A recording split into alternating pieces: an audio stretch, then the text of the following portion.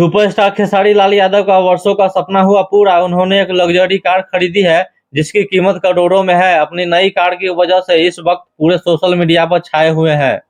पवन सिंह का गाना तू हमार देखा यूट्यूब पर काफी तेजी से वायरल हो रहा है और देखते ही देखते 20 मिलियन व्यू पार कर गया है। भारत को चांद पर सफलता मिल गई है। चंद्रयान 3 ने चांद की सतह पर उतरकर इतिहास रच दिया है। चंद्रमा के दक्षिणी ध्रुव पर सफलतापूर्वक उतरने वाला भारत पहला देश बन गया है। गदर 2 की वजह से खतरे में आगे पठान और बाहुबली तारा सिंह के आंधी में उड़ गए। बॉक्स ऑफिस महज 12 दिन में 400 करोड़ रुपए से ज्यादा कमाए। बिहार की आन बान शान और भोजपुरी इंडस्ट्री की जान कहे जाने वाले अक्षरा सिंह का एक बेहद ही लाजवाब गाना आ गया है, जिस गाने का बोल है तीज की बरतिया।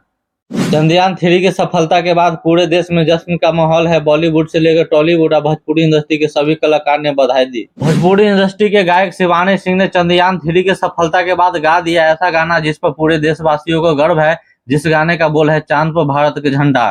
भारत को चांद पर सफलता मिल गई है। चंद्रयान 3 ने चांद की सतह पर उतरकर इतिहास रच दिया है।